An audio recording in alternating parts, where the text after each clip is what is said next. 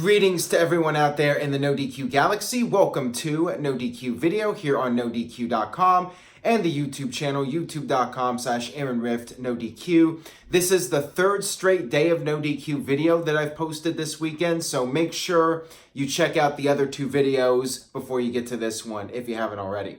If you have, let's go ahead and get started with your questions, which come from twitter.com/AaronRift using the hashtag NoDQvideo. First one today comes from Super Santa. Hey Aaron, please answer in video. Seeing how John Cena's schedule is going, could John Cena end up going to All Elite Wrestling? And if he did, would that be a big upset for Vince McMahon and a big game changer in wrestling history? Right now, that seems highly unlikely in all likelihood. I personally just do not see John Cena leaving WWE. I feel like he'll always be part of WWE, but with that being said, I thought the same way about Hulk Hogan in the early 90s. I thought that there was no chance, to use Vince's term, that he would go to WCW, and he did. In 1996, I thought there's no chance Bret Hart will go to WCW. Bret said he would always be with the WWF. He even said on television, I'll be with the WWF forever. 1 year later, he went to WCW. So you cannot rule it out. You cannot rule out John Cena one day going to All Elite Wrestling. But I do feel like, to a degree, many of us are overhyping AEW. They need to establish their brand. Yes, they do have a cult following. Yes, they are selling t-shirts and jackets. However, they need to develop a track record of running shows.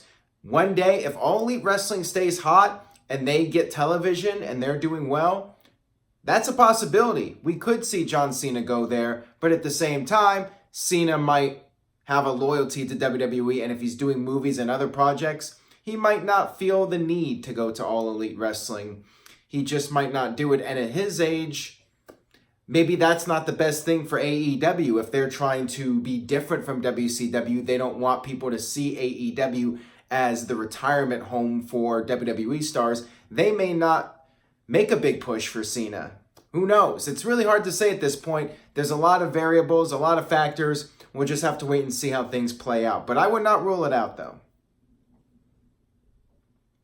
Got this one here from SCW Wrestling Channel. Hey Aaron, WWE are commenting that Drew McIntyre was the one to injure John Cena in the Fatal 4-Way from a few weeks ago. Would this suggest that Drew will be facing Cena at WrestleMania instead of Lars Sullivan? Your thoughts? I think that there's a decent chance of this. Now that we know the Elimination Chamber, John Cena's not in it, although the Elimination Chamber is not determining the number one contender. So there's still a possibility John Cena could somehow face Daniel Bryan at WrestleMania. But I feel like it's going to be Cena and McIntyre based off of the injury angle and WWE crediting Drew with hurting John Cena. Apparently, that was originally what was going to happen with Lars Sullivan. He was going to be the one to put Cena out of action. But now it looks like WWE is going in a different direction. Lars Sullivan hasn't even appeared on Raw yet. And who knows if he will at this point. WWE may not want to invest in him at this stage of the game. WWE obviously is very high on Drew, so Drew facing Cena would be huge for him. That would help give Drew the rub, and maybe he'll beat Cena, and that'll take him to the next level. So yeah, I think at this point, the signs are looking towards Drew McIntyre being the opponent for John Cena at WrestleMania. This one comes from The Sinful Saint. So the commentators used to say that Finn Balor pulls out the demon persona in the biggest matches. So where the hell was the demon at the Royal Rumble in Balor's biggest WWE match thus far? Makes zero sense. Thank you. I agree with you 100%. Now, of course, we know the reason. WWE wants to protect the Balor demon gimmick and not have him lose to Brock Lesnar. But at the same time, I feel like that would have made the match all that more special and maybe even a little bit more unpredictable. Yeah, if Balor loses, that sucks for the demon character. But it feels like WWE is lazy with the writing. They just try to say on commentary, well, Balor has to be angry or something has to be going on with him to bring out the demon. To me, it's just weak storytelling, weak writing, not well thought out. I know the makeup takes a long time to put on, but I think it's really cool, and I think that you should do it more often. I think just having him come out for a match with Baron Corbin as the demon, and then he's in a title match with Brock Lesnar and doesn't do it, makes absolutely no sense whatsoever, and it just ruins the character completely for me. I just find myself having little to no emotional investment in Finn Balor because it just doesn't make sense. Why not bring out the demon for the big matches, like the world title that you've been waiting years to get a rematch for in the storyline? It just bugs me. It just grinds my gears when WWE doesn't have him come out as the demon for these big matches. Got this one here from the Forgot 10-1. Hey Aaron, how about this? Undertaker challenges Finn Balor, the Demon, at WrestleMania. Balor wins and Undertaker hands him the urn and bow to Balor holding the urn, passing the torch in a way. This could very well happen. I mean, at this point, there's no rumor about Undertaker and WrestleMania other than Finn Balor. And actually, I think it was Balor himself that teased it by posting something on social media. I would hope that Balor would be the demon for this match if it was to happen. And yeah, if it was going to be Undertaker's last match, he could symbolically pass the torch to Balor. And I would hope at that point, maybe Balor would do the demon more often. If there's an issue with the makeup, then maybe WWE should just drop it, period. But it felt like in NXT, he was doing the demon gimmick more often. It feels like he almost never does it now. And like I said, the one time he did do it in recent times was against Baron Corbin. Really? You don't do it at WrestleMania. You don't do it at the Royal Rumble, but you do it against Baron Corbin? What? So yeah, I think it is a nice idea. Have Undertaker hand him the urn. I kind of like it. I think it's a cool idea. Is it going to happen?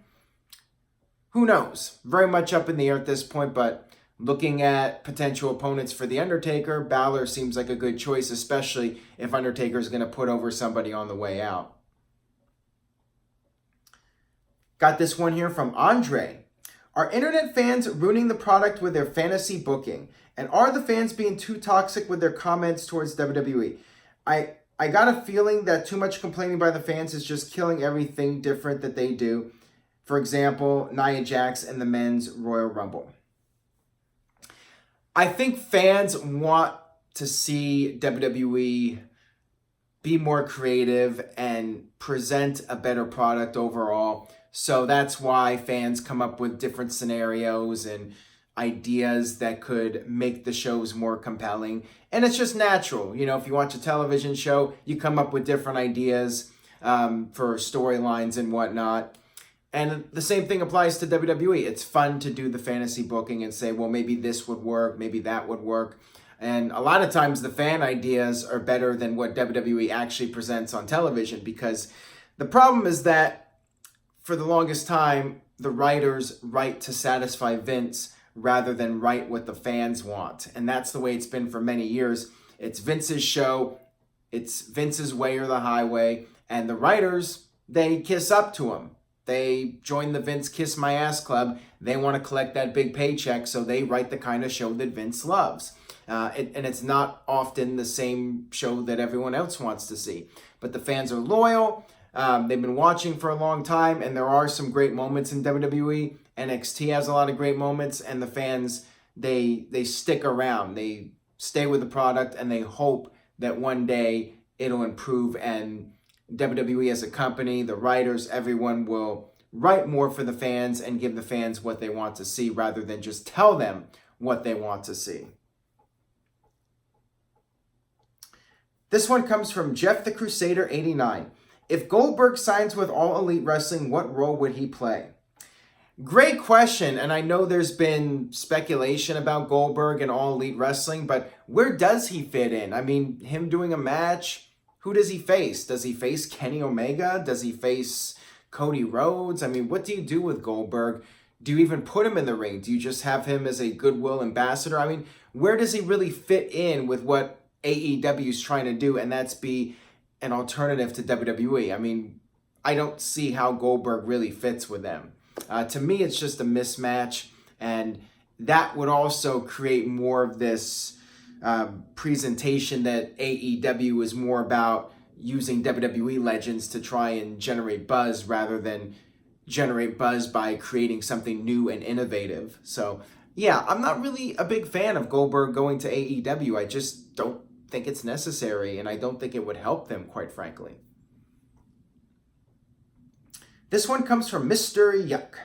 With AOP member Akam's injury, will WWE likely wait till he recovers instead of pushing Razor like they are with Harper and the Bludgeon Brothers?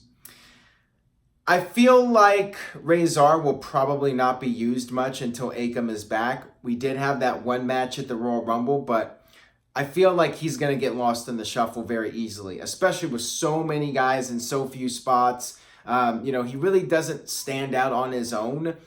So I think maybe there was this one idea for the Royal Rumble. Hey, let's put Razor with one of the members of the Revival just to change things up a little bit. But, I don't think they're going to be able to come up with something for him every week. So most likely he's going to be off TV until his partner returns and the Authors of Pain. Maybe enough time will have passed where the fans forget about how poorly they were booked and they can get a fresh start and be booked as monsters again. Maybe move to SmackDown.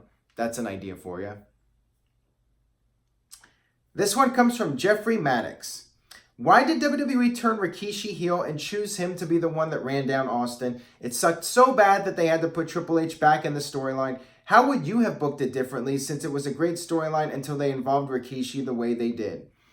I have talked about this over the years, and I feel like WWE really had no long-term thought into this storyline. I think Austin came back, and when Austin was ready to go, the idea was, hey, let's finish this storyline where we find out who ran him over back in November. And I don't think that a lot of thought was put into it.